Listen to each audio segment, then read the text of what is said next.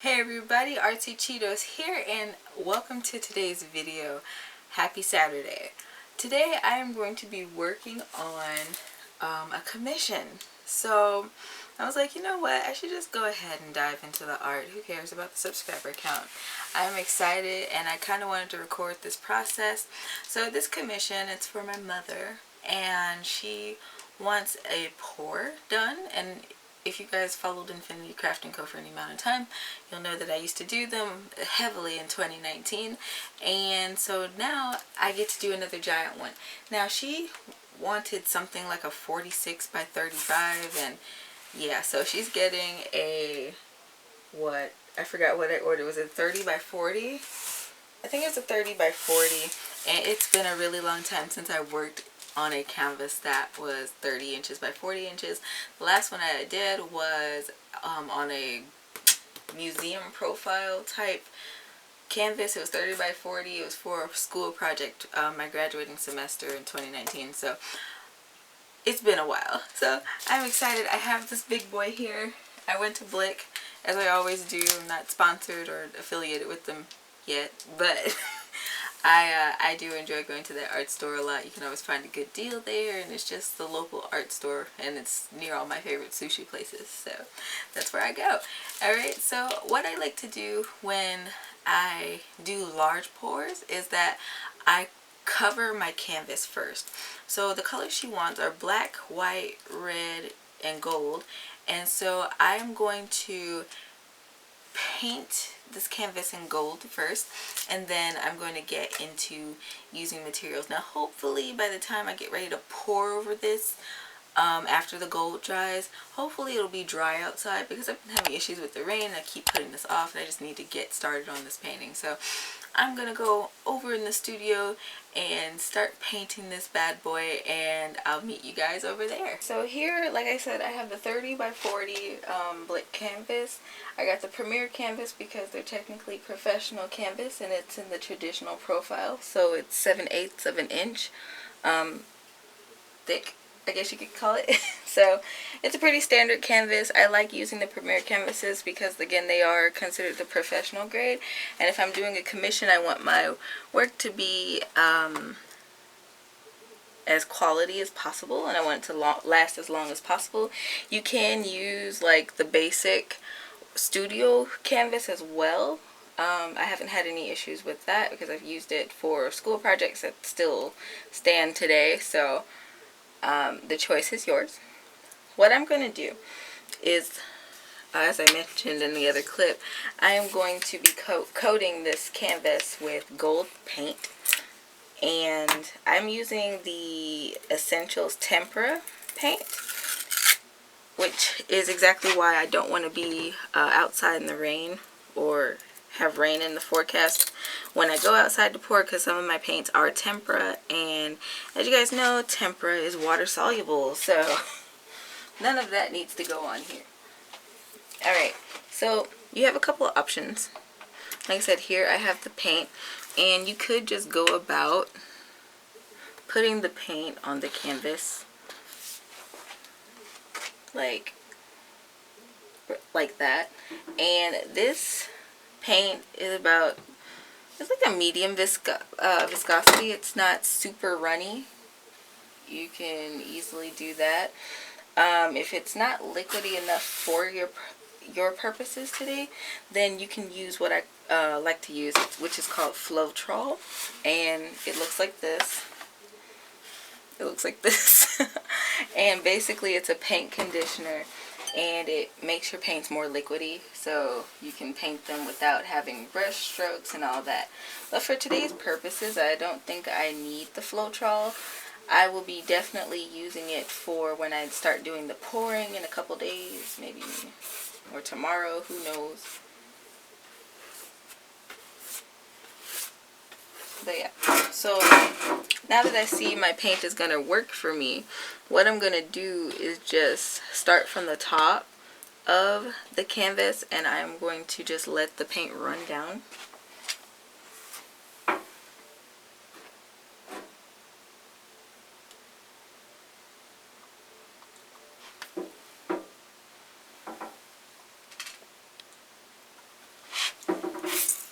and I'm just going to let it kind of work for me as I work down the canvas. You can also have a wider paintbrush. These are like the house painting brushes. I got these from Michael's one time, but you can find them really at any hardware store or any art store.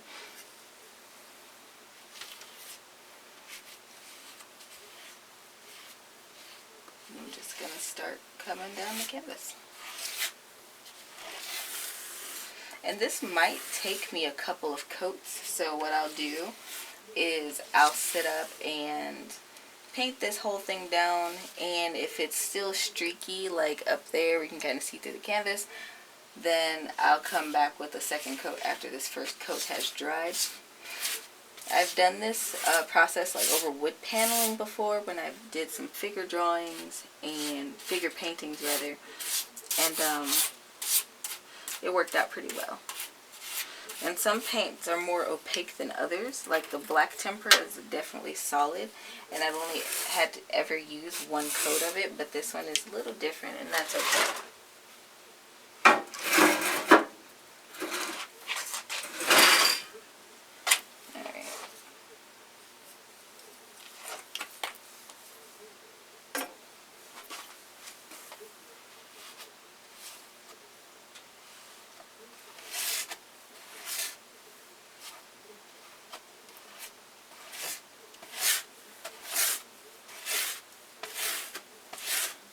And alternatively, you could use a squeegee for this process. I just don't.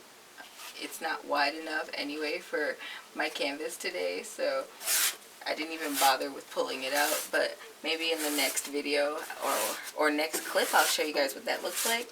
You can also find that at Blick's. Like I said, not sponsored, not affiliated, but I really like them. I've been going to them for years for all my art needs, and yeah, it's just a good place to go.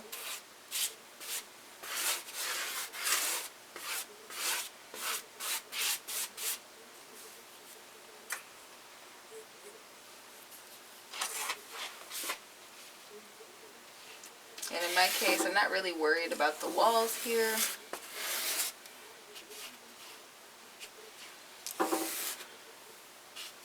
Just gonna paint and live my best life.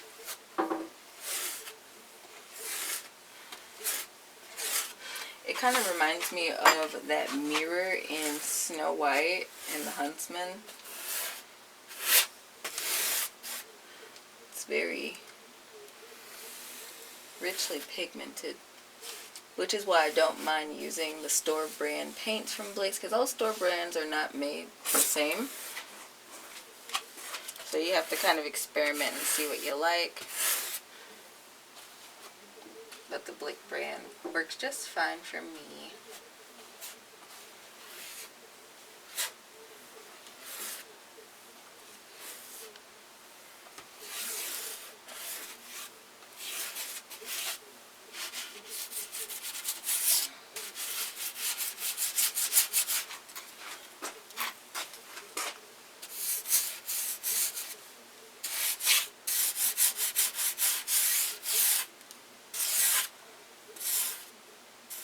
And I'm not terribly worried about the sides here. I typically, when I paint, I like to cover or coat my sides.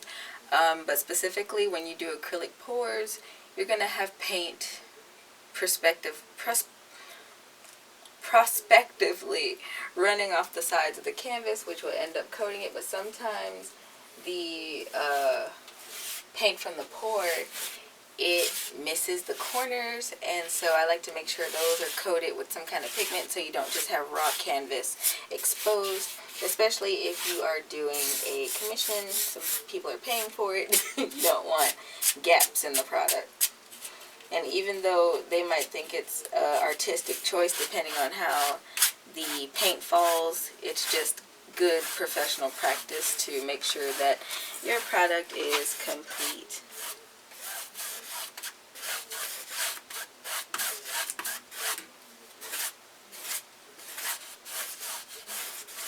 Alright, as you can see, I am swiping this paint over and over again because really I have enough on this canvas to do my initial coat. I just got to bring it on down.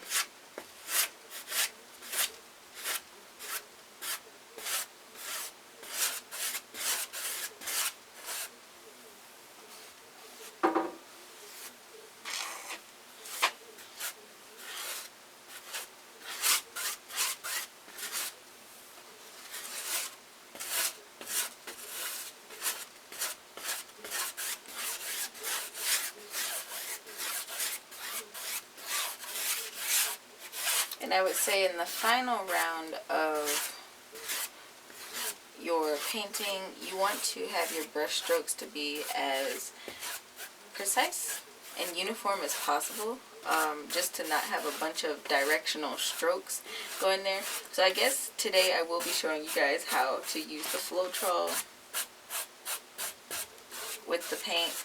Now some people dilute their Floetrol with water. I typically don't, so it just depends on what you're doing, how often you're doing these types of paintings, and how long you want your product to last. But I personally like the texture of it without the water in it, so that's why I don't dilute it. And then if I'm working with a tempera paint, I really don't use the water. Acrylic paint is a little different because some acrylic paints are a little thick, so you might want to actually dilute it with water. Just depends on what you're doing, like I said. Alright, so I know I need to go along the edge of this, and I will do that. I'm about to pour more paint onto this canvas. So I wanted to show you guys how to use the Floetrol. Here I have just a regular plastic cup and a craft stick, popsicle stick. I bought them at Walmart. Super easy to get a hold of. And what I'm going to do is I'm just going to put a couple squirts of my pigment in there.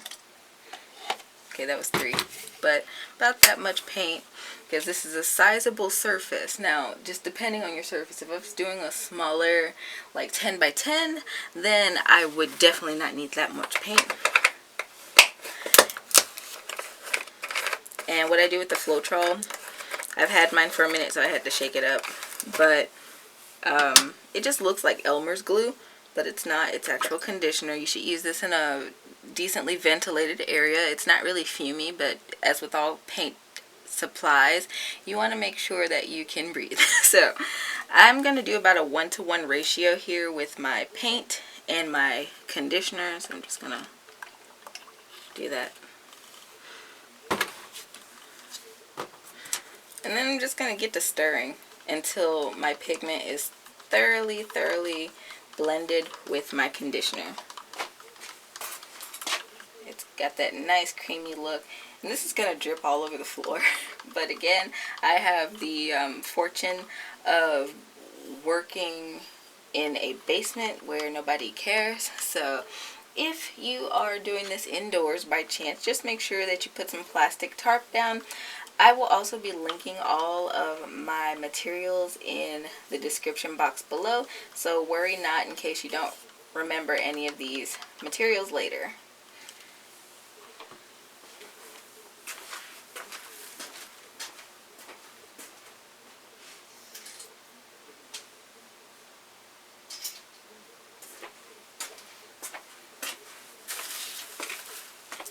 I also want to make mention, when you do acrylic pours or whatever kind of pour you're going to do, you want to make sure that the temperature in your space is consistent. It's not too humid, not too muggy, because that can affect drying times. 2019 was a really awkward time. I started pouring during early May, well, like I am now, but for some reason my basement was very humid. Alright, as you guys can see, this stuff is running way better, and if you can tell from my camera, this up here is a slightly duller shade than just a pure pigment, but that's just the conditioner. Once it dries, it'll dry like this color. So don't worry if it looks a little pale in your own pores. And I try to pour as close to the top as possible, so I don't really have to do brush strokes too much up there, but it is what it is. And by me having my canvas leaned up against this wall here, it's kind of working for me, because as you can see, the paint is just running down so flawlessly.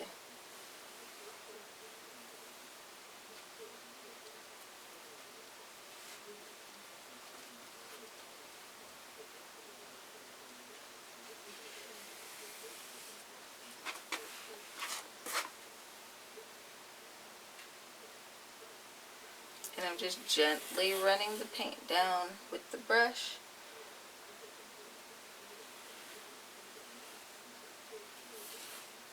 And once it dries, all the brush strokes will have leveled out and smoothed out. It does help to have it on a flat surface. However, since the last time I've done these types of paintings, I have moved my art desk, so I can't necessarily lay it out flat anymore. Or lay this canvas out flat anymore without issues. So, unfortunately, it's going to have to dry in a slant, but I think it'll be fine in the end. Making sure I get these edges. And if I still have to come back and do another coat, the cool thing is I can just turn this bad boy around and get this bottom edge where I'm not painting.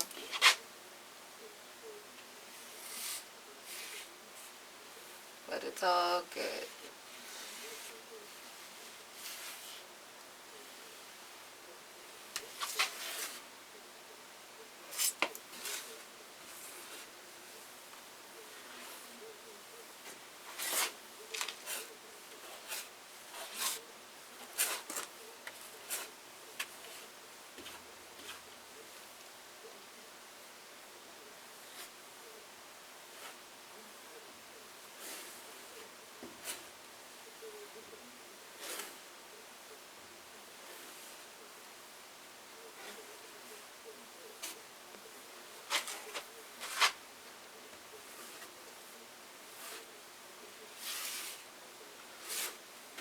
And some people, when they do pours, they save their paint that drips. They have a drip pan underneath.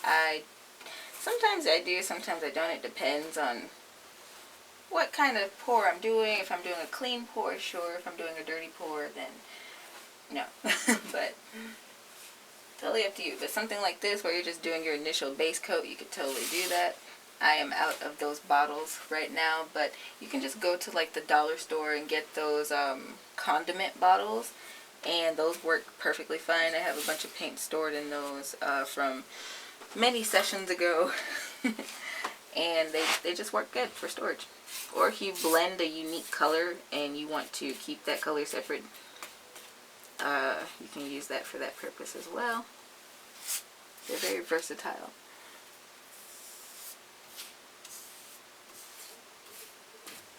And I've already signed and dated the back of this thing just because I don't want to forget later.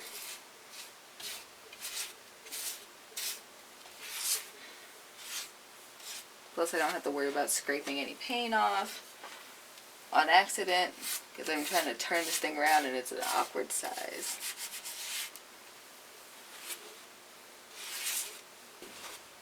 Alright. This looks pretty good, pretty good. I'm just going to go ahead and do that.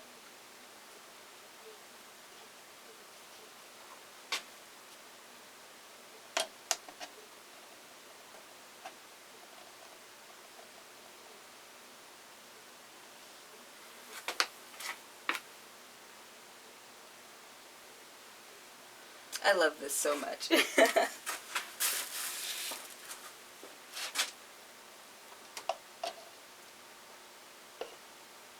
And now there's paint on the wall.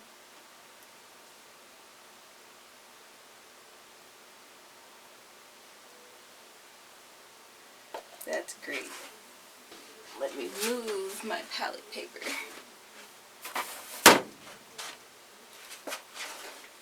Alright.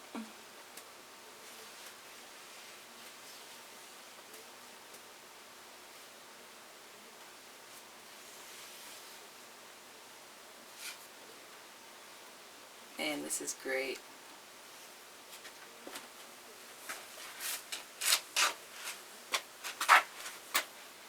And this is kind of the process that I did for that one painting that I talk about all the time. Not the one that's in the background of my videos, but the giant 30 by 40. I did an abstract expressionism painting for that one, but I did a lot of what I'm doing now with that. So I coated it, and then I thought about it. I'm like, oh, it's awkward, so I can just lean it up against the wall here, and I can pour, let the drips come down this way and dry, and then I turned it around another day, let drips pour from the bottom to down, and it turned out really great.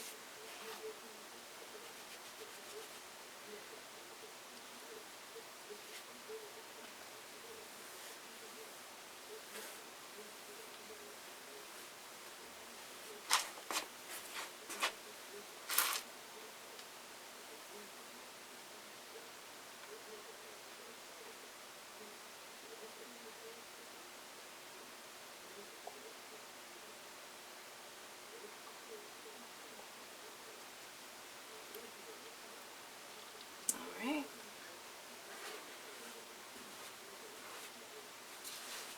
So what did it take? Like 20 minutes to get this coated. Not too bad. Big surface. I give myself a pass for that. Oh no, don't drip, don't drip, don't drip. Oh well.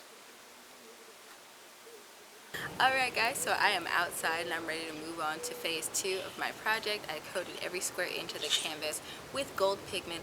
So I do have a few patchy spots. I went over it twice. I have a few patchy spots, but those spots are going to be covered in the other pigments that I have out here to pour. So I'm just going to go ahead and get started. What you're going to need for this part is like sticks, so popsicle craft sticks. I got my box from Walmart. I'll be sure to link everything, like I said, that I'm using down in the description box below. You're going to want those. You're going to want the cups, also got from Walmart. You're going to want maybe a tarp if you're pouring on a surface. If you're outside, you just kind of pour. If you're using tempera paint, you can kind of get away with that. If you're using acrylic, you might want to put a tarp down. It just depends on how much you care about your yard. And yeah, without further ado, we're just going to jump into this. Alright, so what I have over here, you guys probably can't see this on camera because field of view is a pain in the butt, but that's okay. I have, like I said, my plastic cups, and I'm just going to line them up. I'm not going to leave them on the canvas as I pour the paint in there, but I do like to line mine up when I start pouring because it helps me to keep track of my colors. I know, I'm weird. So my mom wanted gold, black, red, and white, which leaves me a couple cups left over for another project that I'm going to do out here.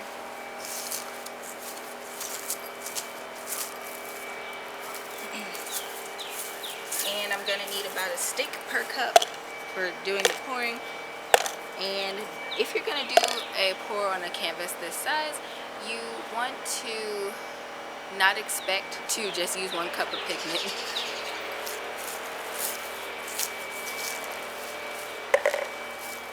Alright, before I get started, I like to have cells in my acrylic pours. It gives them more character, more personality. So I use silicone in my art, and I'm going to try to get close to this camera here so maybe you guys can see it. But I have what's called acrylic pour oil. I'm not sure if you guys can see that. This is what it looks like.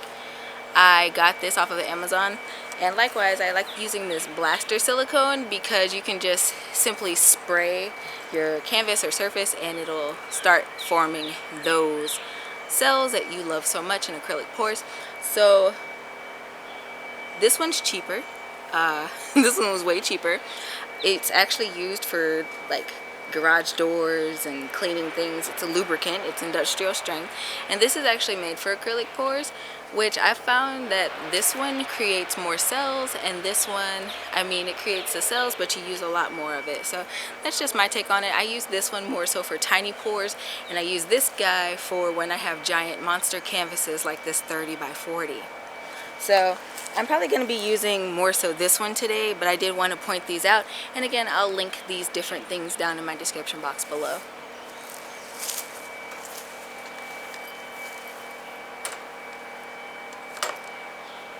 So for my gold, I'm going to be pouring gold. However, I'm going to put a little dab of white in there just to lighten it up because I don't want the gold that I'm pouring to match the background directly, and likewise I don't want to just cover up all this pretty gold because, as you guys can see, it's gleaming in the sunlight, and I think it deserves to have more presence in the art. So I'm going to put a little dab of white in there.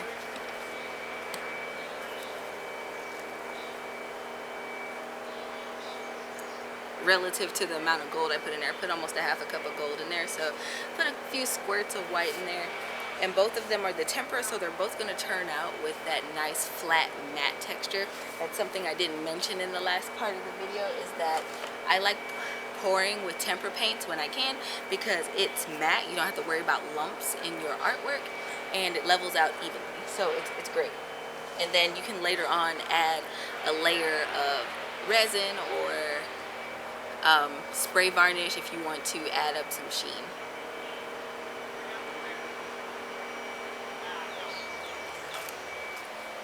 So next I'm gonna do my white next.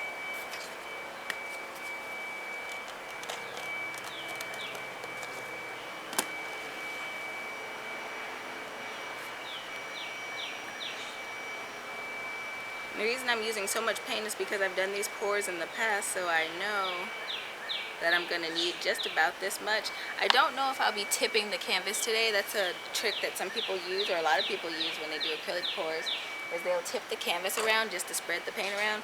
But I know for sure that I probably won't have to do that. I'm gonna use my black here. I don't have much of it left.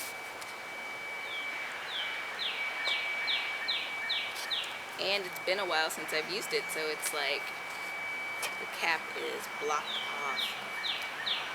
I should have brought scissors out here.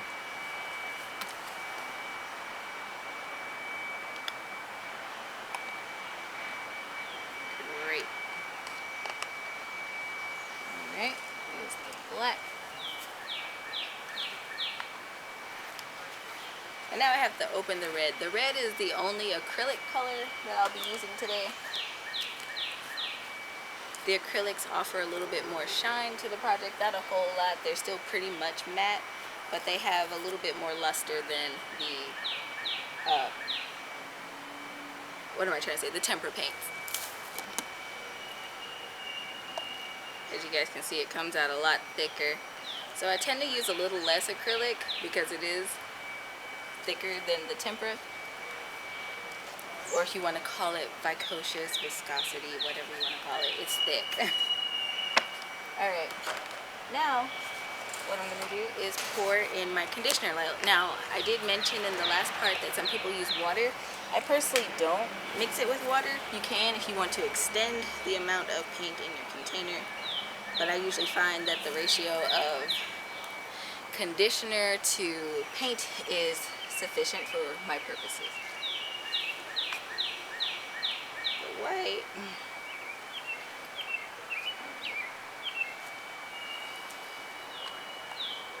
Black.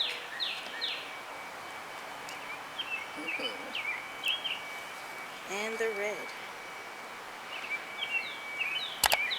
Alright, now I'm going to get to stirring all my colors. So this is just going to take a second. So I'll meet you guys back when I have all my colors thoroughly mixed.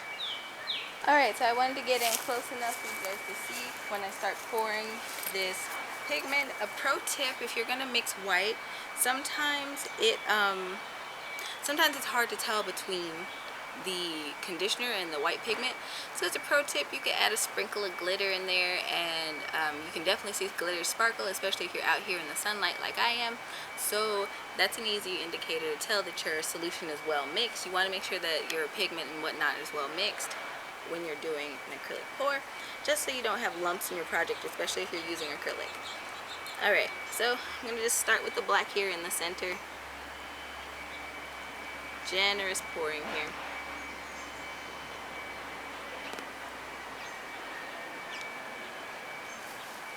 Alright, I'm going to sit it to the side. I had to go get a different stand. I'm going to get a little white here.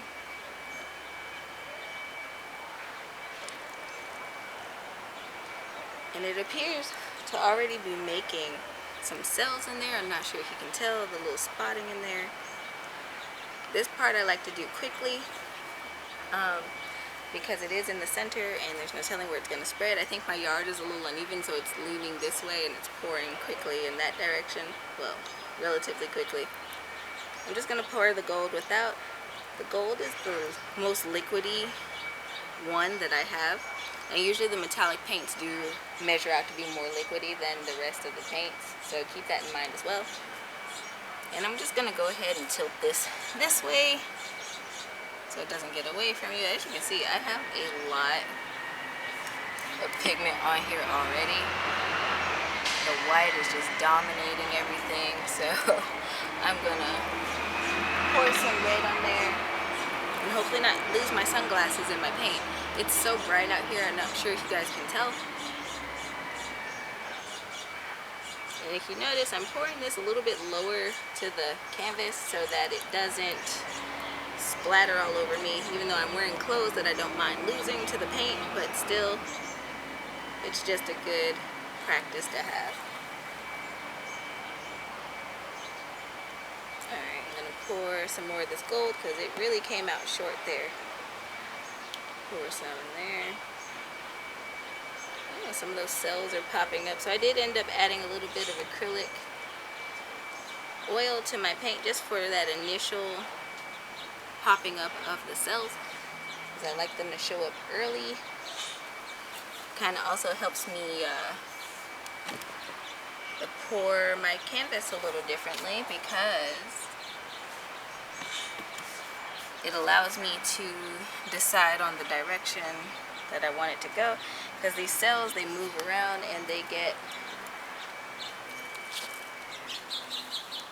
turned around in some of the strangest ways. Alright, got some gold on me, but that's okay. It's all good. I'm going to put more white on the canvas now.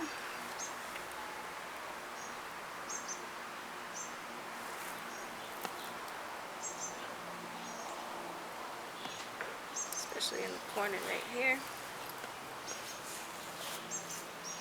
And along this edge.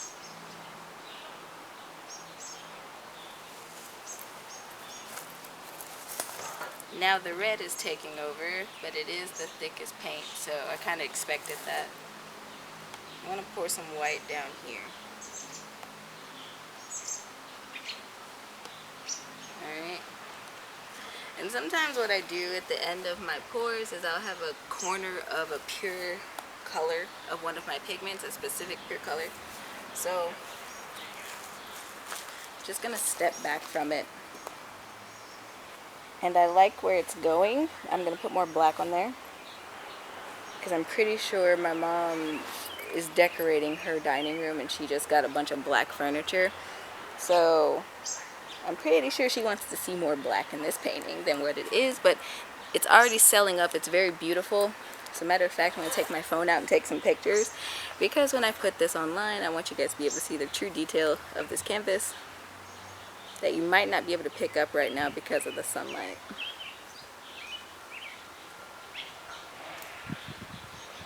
Alright, and like magic, I'm on another side of this canvas, and I'm just going to be pouring the black in the middle of this white spot right here. I'm not sure if the camera sees this part, but I'm definitely...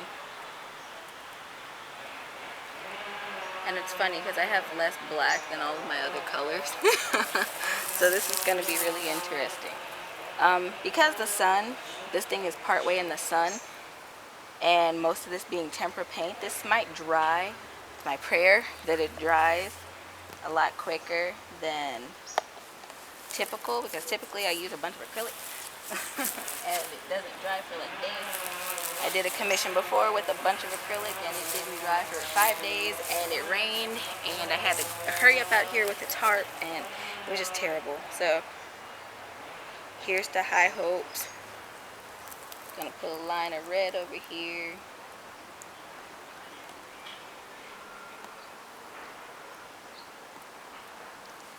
Oh, that's pretty.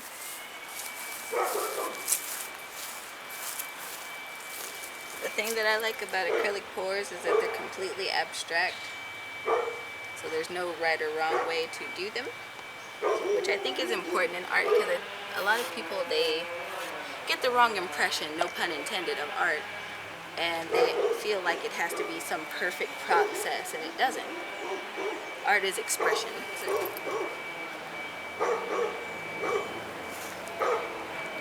And let's see here. How do I want to do that? I have less paint down here, so I'm going to tilt it a little bit this way.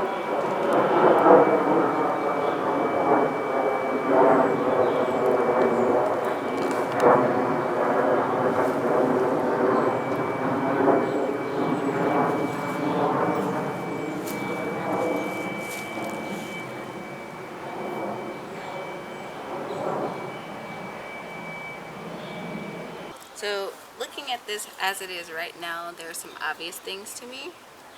It needs more cells.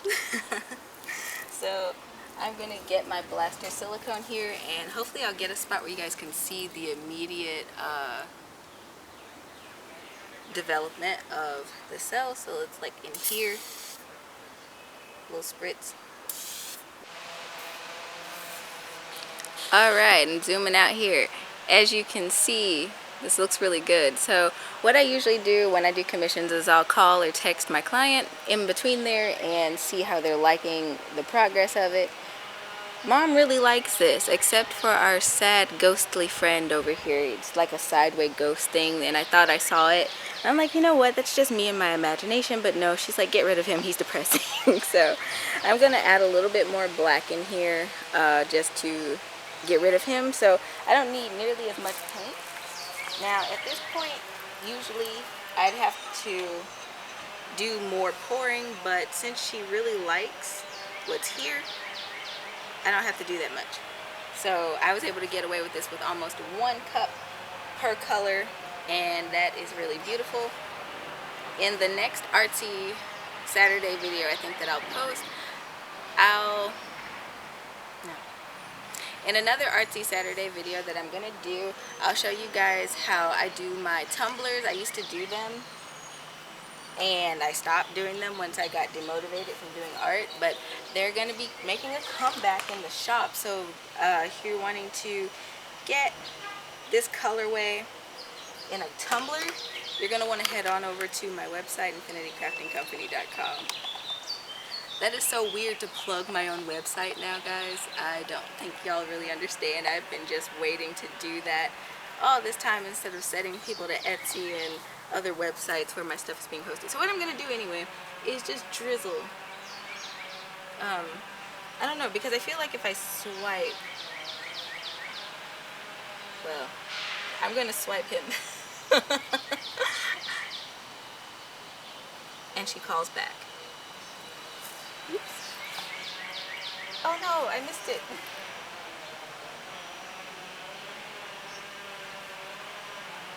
Alright, so I'm just going to keep adjusting this, and then I'll dismount and take another picture of the finished product.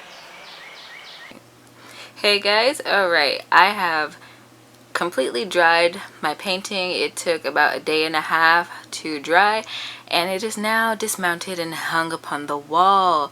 I am so happy with how this turned out, and so did my mother. So for this painting, I was able to get away with doing 1 round of paint. Like I said earlier in the video, I went ahead and did a base coat on the canvas in that rich gold color, and then I poured on top of it, and it just came out so wonderfully. So this is all ready to get packaged up. I've signed it down there in the corner. If you see that little silver writing down there, I signed it off on the front this time, and yeah, so it's ready to be packaged. So I wanted to let you guys know I also did a pour with the leftover paint, so I am going to click over and show you guys that version of it. Alright, and this here is the mini version. It's a 10 by 10. I used all the leftover pigment that I had from outside, and it turned out really nice as well. This one is going to go up on the website sooner or later. I have to work on getting the shipping supplies for paintings specifically so they don't come damaged. My larger painting, I'm going to send it out in the original packaging, so that's no big deal. So yeah, if you want to support that process, you can always check out my coffee blog link and send me a coffee, because that is great. It's always welcome but never required. I hope you guys enjoyed this art video, and until next time guys, keep painting.